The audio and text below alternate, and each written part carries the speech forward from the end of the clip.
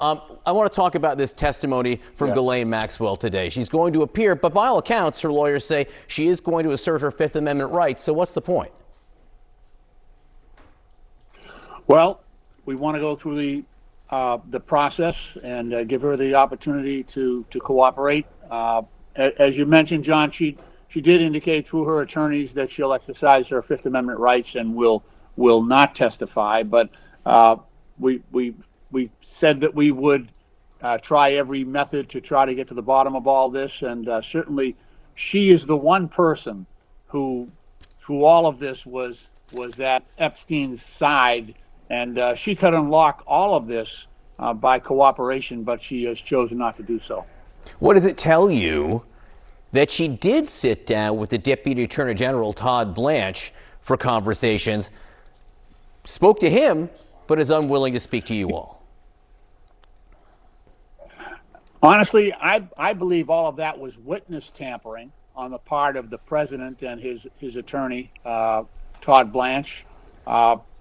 They spoke, and immediately she was taken out of that prison and relocated in a detention center with much more privileges and much more freedom than she had in the first prison she was at. And then thereafter, and continuously, she has refused to cooperate. So what does that tell you?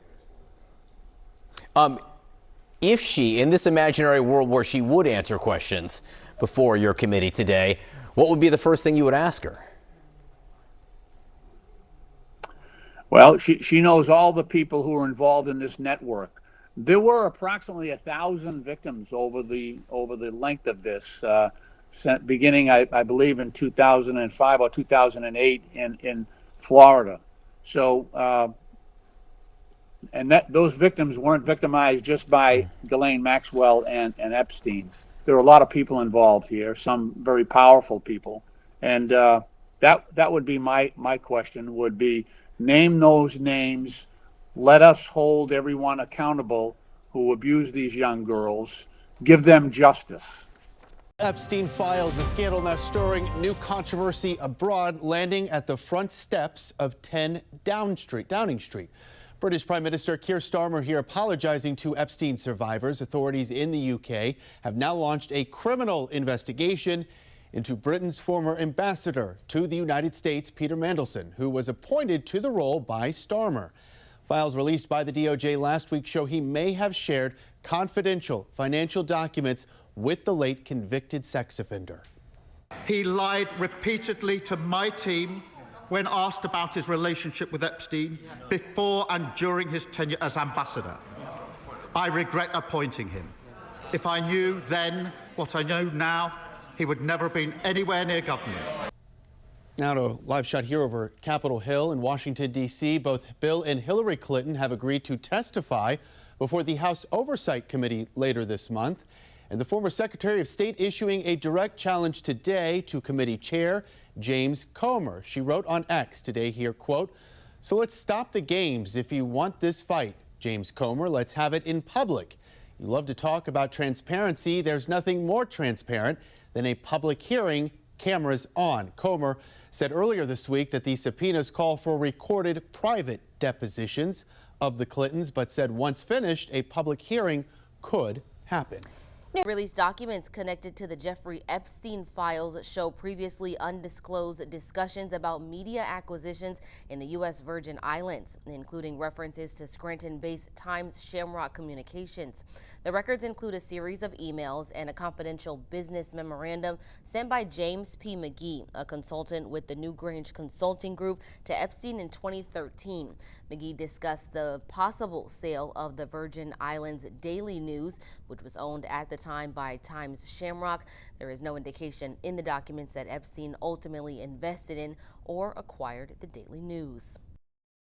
They've protected predators, convicted pedophiles like Ghislaine Maxwell, infinitely more than they have done for survivors and victims of Jeffrey Epstein, Ghislaine Maxwell, in the largest global sex trafficking ring in history. I call her the second sweetheart deal, because really, why should a convicted pedophile and sex offender be in a cushy prison right now when she should be in a maximum security prison as determined by law. That's not me deciding that. That's what the law says.